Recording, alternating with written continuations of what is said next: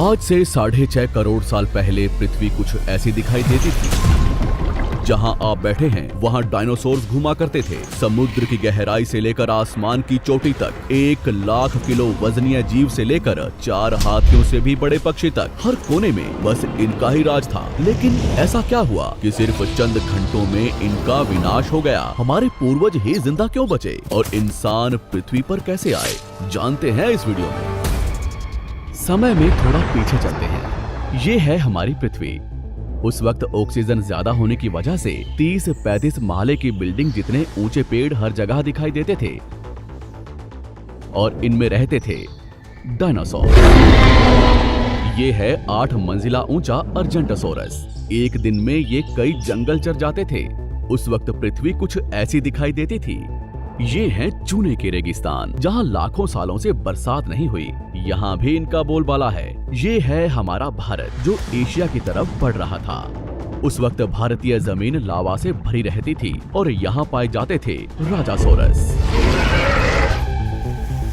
यहाँ का कुछ अलग ही मंजर है। 7 बस जितने लंबे जीव से लेकर इंसान जितने बड़े केकड़े तक। बाहर आकर देखो तो कई किलोमीटर लंबे अमेरिकी रेगिस्तान में पाए जाते थे टाइटेनोसोरस। 20 हाथियों जितना वजनीय, 8 महले की बिल्डिंग से भी ऊंचे ये जीव आज यहाँ बच्चे पैदा करने इकट्ठा हुए हैं। दुनिया के हर कोने में डायनासोर्स की आवाजें गूंज रही थी, लेकिन इन्हें क्या पता था कि आज इनका अंत होने वाला है। दरअसल हमारे सौरमंडल में जुपिटर और मंगल ग्रह के बीच बहुत से उल्कापिंड हैं, जो सूरज का चक्कर लगा रहे हैं। अंत के 10 करोड़ साल पहले इनमें से ही 2 उल्कापिंडों के बीच टकराव हुआ और उसका एक टुकड़ा तेज गति से पृथ्वी की तरफ बढ़ने लगा। पृथ्वी के पास आते ही उसके कुछ टुकड़े चांद पर गिरे, मगर गति तेज होने की वजह से चांद का गुरुत्वाकर्षण उसे खींच नहीं पाया। पृथ्वी के करीब आते ही उसकी गति बढ़ने लगी। वातावरण के खिंचाव ने उसे जलाना शुरू कर दिया और वो 80,000 किलोमीटर प्रति घंटे की रफ्तार से पृथ्वी से टकराया।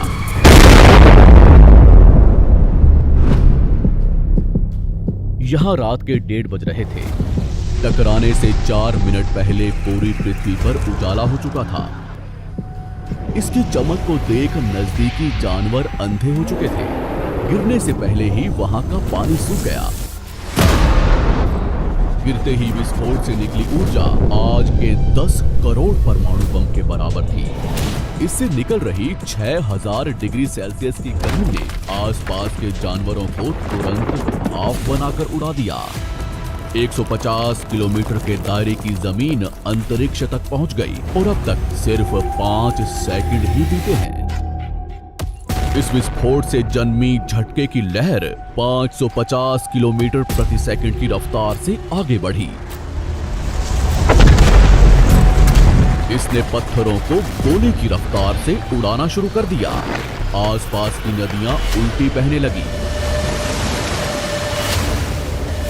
जंगल के पेड़ नीचे गिरने लगे। पहाड़ों ने दम तोड़ना शुरू कर दिया। इसके कुछ ही सेकंड बाद आई भयंकर गर्मी की लहर ने उड़ रहे पत्थरों को पिघलाकर लावा बना दिया। संपर्क में आने वाला हर एक पानी तुरंत भाप बन रहा था। समुद्र के अंदर उबाल शुरू होने लगा। पलक झपकते ही जंगल सूख रहे थे। जानवरों का शरीर उबल रहा था और अभी तक तो सिर्फ शुरुआत ही हुई है। टकराव से हजारों टन मलबा अंतरिक्ष में पहुंचा था, जो गुरुत्वाकर्षण की वजह से पृथ्वी के चारों तरफ फैलकर पृथ्वी पर गिरने लगा।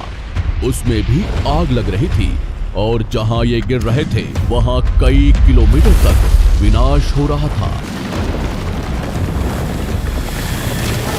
टकराव ने पृथ्वी को अंदर से भी हिला दिया था, जिससे कुछ ही सेकंड में पृथ्वी पर भूकंप आना शुरू हो गया। भूकंप की तीव्रता ज्यादा थी, इसलिए समुद्र का पानी जमीन में बैठे रेत से मिलने लगा, जिससे जीवों को घुटन होने लगी और वहां भी पतन शुरू हो गया। अभी सिर्फ 5 मिनट ही बीते हैं और बाहर जानवरों में भगदड़ मच चुकी है। घटनास्थल पर पैदा हुई गर्म धूल और मिट्टी तेजी से आगे बढ़ रही थी। बादलों में धूल जाने की वजह से इनमें बिजली गिरनी शुरू हो चुकी थी। इस तूफान के बीच आने वाले हजारों टन वजनीय जानवर और पेड़ हवा में उड़ रहे थे। कुछ ही देर में ये तूफान अफ्रीका तक पहुंचा, जिससे वहां के चूने के रेगिस्तान वातावरण में मिलने लगे और बादल जहरीले होने शुरू हो गए। इसके पीछे टकराव ने समुद्र के पानी को बादलों से भी ऊंचा उठा दिया था, जिससे गर्म पानी की भयानक बाढ़ आ रही थी। 5 घंटे के अंदर पूरी पृथ्वी धूल से ढक गई। पृथ्वी का औसत तापमान कई 100 डिग्री सेल्सियस तक पहुंच चुका था। पूरी दुनिया के जंगलों में आग लगी हुई थी और भूकंप ने मरे हुए ज्वालामुखियों को उजागर कर दिया था।